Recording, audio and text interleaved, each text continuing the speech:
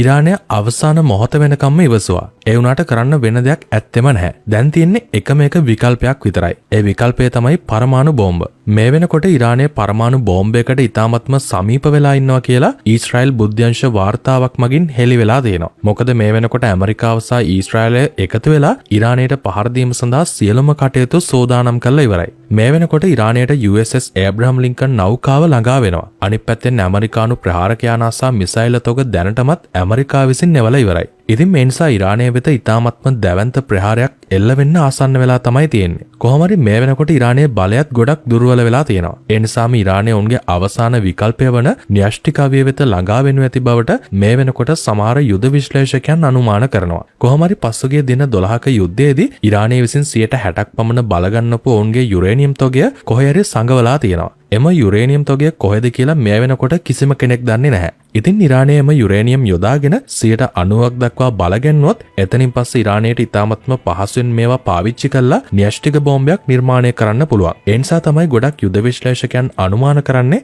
ඉතාමත්ම ඉක්මනින් ඉරානය විසින් න්‍යෂ්ටික බෝම්බයක් නිර්මාණය කරයි කියලා. කොහොම නමුත් 60% තරම් බලගන්නලා තියෙන න්‍යෂ්ටික මූලද්‍රව්‍ය 90% තරම් බලගන්නවන එකත් ඇත්තටම කිව්වොත් ලේසි පහසු දෙයක් නෙවෙයි. මේ සඳහා උන්ට අතිදියුණු කේන්ද්‍රාපසාරක යන්ත්‍ර අවශ්‍ය වෙනවා. ඒ වගේම තවත් තාක්ෂණික උපකරණත් ඕන වෙනවා. කොහෙත්ම මේක ලේසි වැඩක් නම් නෙවෙයි. ඒ වුණාට ඉරානය මෙච්චර කල් කරලා තියෙන වැඩවල හැටියට ඒක එච්චර දෙයක්වත් නෙවෙයි. ඒ නිසා උන් මේක කරන්නට බොහෝ විට සම්භාවිතාවයක් තියෙනවා. අනිත් එක තමයි ඉරානය මේ වෙනකොට කියලා තියෙනවා ඔවුන් විරෝධතාකරුන්ට මරණ දඬුවම ලබා දෙනවා කියලා. මේ නිසා ඉරානය වෙත හැකි ඉක්මනින් ඇමරිකානු ප්‍රහාරයක් එල්ල වෙන්න පුළුවන්. මොකද මීට කලින් ඉරානය පවසලා තිබ්බා විරෝධතාකරුන්ට මරණ දඬුවම ලබා දෙන්නේ නැහැ කියලා. ඒකත් ඇමරිකානු ප්‍රහාරය පමා වීමට එක හේතුවක් වුණා. කොහොම නමුත් මේ වෙනකොට ඉරානය වෙත කෙටි නමුත් ප්‍රබල යුද්ධයක් විදියට ඇදී යන්නේ නැති ප්‍රහාරයක් සැලසුම් කරන්න කියලා ඇමරිකානු ජනාධිපති නියෝග ලබා දීලා තියෙනවා. ඒ නිසා එම ප්‍රහාරය බොහෝ විට අයතුල්ලා අලි ඛමේනි ඉලක්ක කරලා එල්ල වෙන්න පුළුවන්. කොහොම හරි මේ වගේ ප්‍රහාරයක් එල්ල වුණොත් මේකට භයානක ප්‍රතිචාර දක්වනවා කියලා ඉරානය විසින් මේ වෙනකොටත් අනුතුරුංග වෙලා තියෙනවා. අනිත් එක මේ වගේ දෙයක්ත් ආරංචි වෙනවා. ඒ තමයි ඉරාන හමුදාව රෝහල් වලට ඇතුල් වෙලා ප්‍රතිකාර ලැබමින් ඉන්න විරෝධතාකරුවන් පවා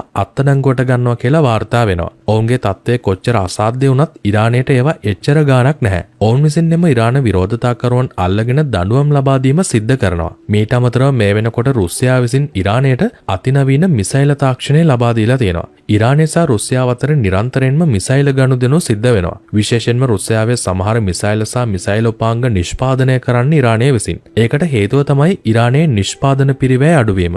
ඒ වුණාට බොහෝ අවස්ථාවලදී අදාළ කරන තාක්ෂණය ඉරානයට ලබා දෙන්නේ රුසියාව විසින්. උදාහරණයක් විදිහට ගයිඩඩ් සිස්ටම් එක හඳුන්වලා දෙන්න පුළුවන්. රුසියාව දැනටමත් ඉරානය වෙතට GLONASS කියන රුසියානු GPS පද්ධතිය ලබා දීලා තියෙනවා. මේ නිසා ඉරාන මිසයිල් වලට ඉතාමත්ම නිවැරදිව ඉලක්ක වෙත ගමන් කිරීමේ හැකියාව ලැබෙනවා. ඒ වගේම මිසයිලයක් ඉලක්කයට ආසන්න වෙනකොටම ඉලක්කය හරියටම අඳුනගන්න මිසයිල් වල රේඩාර් සීකර්ස් සහ ඉන්ෆ්‍රාරෙඩ් සීකර්ස් පාවිච්චි වෙනවා. කොහොම හරි මේවා වල තත්ත්වය ඉතාමත්ම දියුණු කිරීමට මයික්‍රෝ ඉලෙක්ට්‍රොනික තාක්ෂණය අවශ්‍ය වෙනවා. මේ මයික්‍රෝ ඉලෙක්ට්‍රොනික තාක්ෂණය මේ වෙනකොට රුසියාවෙන් ඉරානයට ලබා දෙන බවට වාර්තා වෙනවා. කොහොම නමුත් ඔය මොකක් කළත් වැඩක් නැහැ ඉරානයේ ඇතුළෙන්ම රට පෙරලිලා ගියොත්. ඒත් ඒක ටිකක් විතර කරන්න අමාරු වැඩක්. ඒකට හේතුව තමයි විරෝධතාවයක් යනකොට ඉරානය විසින් ඔවුන්ගේ රටේ අන්තර්ජාලය නතර කිරීම.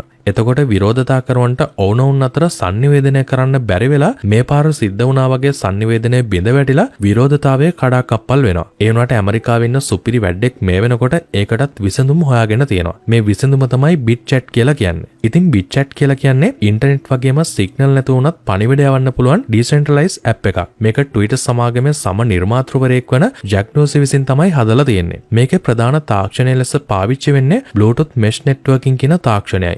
මෙතනදී සිද්ධ වෙන්නේ ඔයා පණිවිඩයක් යවුවට පස්සේ ඒක ඔයාගේ දුරකථනයේ ඉඳලා ඊළඟට තියෙන දුරකථනයට පැන ඉලක්කය වෙත ගමන් කිරීමයි. ඉන්ටර්නෙට් අවශ්‍ය නොවන නිසාම යුද්ධයකදී වගේම විරෝධතාවයකදී අන්තර්ජාලය විසන්ධි කරපු අවස්ථාවක මේක පාවිච්චි කරන්න පුළුවන්. ස්වාභාවික විපත් රටකට එල්ල වෙන අවස්ථාවක වුණත් මේක ඉතාමත්ම ප්‍රයෝජනවත් ඇප් එකක් වෙනවා. මේකේ ප්‍රයිවසි ඇන්ඩ් සිකියුරිටි ඉතාමත්ම ඉහළයි. මේක නිර්මාණය කරලා තින්නේ පරිශීලකයාගේ පෞද්ගලිකත්වයේ උපරිමයෙන් ආරක්ෂා වෙන විදිහට. මේ ඇප් එකේ ලියාපදිංචි වීමට දුරකථන අංකයක්, ඊමේල් ලිපිනයක් හෝ කිසිම පුද්ගලික තොරතුරක් අවශ්‍ය වෙන්නේ නැහැ. සියලුම පණිවිඩ එන්ක්‍රිප්ට් කරලා තියෙන නිසාම පණිවිඩය යවන තැනත් තැනැත්තාට සහ ලබන තැනැත්තාට හැර වෙනත් කිසිම කෙනෙක්ට ඒක කියවන්න බෑ. ඉතින් එන්ක්‍රිප්ට් කරපු පණිවිඩයක් කියලා කියන්නේ පණිවිඩයේ සත්‍ය අර්ථය සැඟවිය හැකි විදියට ඒක රහස් කේතයක් බවට පරිවර්තනය කරන ක්‍රමයකට. ඒ නිසා ඔයා යවන පණිවිඩයක් ජංගම දුරකථනයකින් තවත් ජංගම දුරකථනයකට Bluetooth හරහා පැන ගියත් පණිවිඩය යවන්නාට හැර වෙන කිසිම කෙනෙක්ට මේ මැසේජ් එක කියවන්න බෑ. ඒ වගේම මේකේ තියෙනවා පැනික් මෝඩ් කියලා එකක්.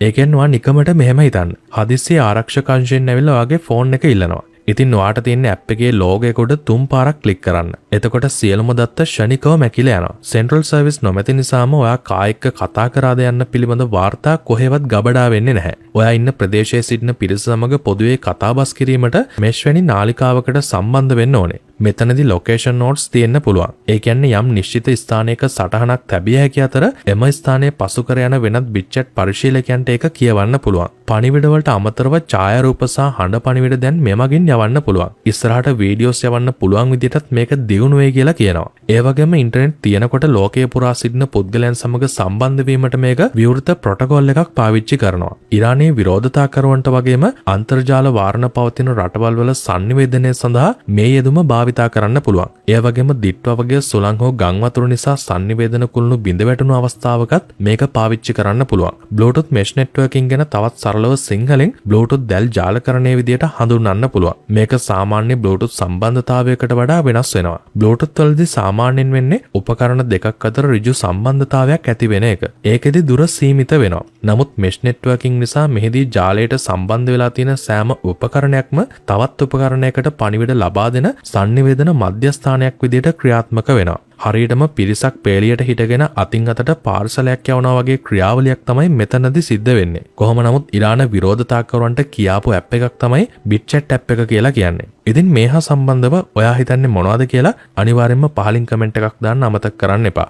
අපි මේ වගේ අලුත්ම වීඩියෝවකින් හම්බෙන බලාපොරොත්තුෙන් අදට සමු අරගෙන යන්නට තමයි සූදානම් වෙන්නේ. ඔයාලා තාමත් අපේ channel එක subscribe කරලා නැත්නම් අනිවාර්යෙන්ම පහලින් තියෙන රතු පාට බටන් එක ඔබලා subscribe කරන්න. ඒ වගේම පුංචි bell icon එක click කරොත් අපි අලුතෙන් වීඩියෝවක් දාපු ගමන් ඔයාලඟට ගෙන්න ගැනීමේ හැකියාව තියෙනවා. ඉතින් අපි අලුත්ම වීඩියෝවකින් හම්බෙමු. සියලුම දෙනාට සුබ දවසක්.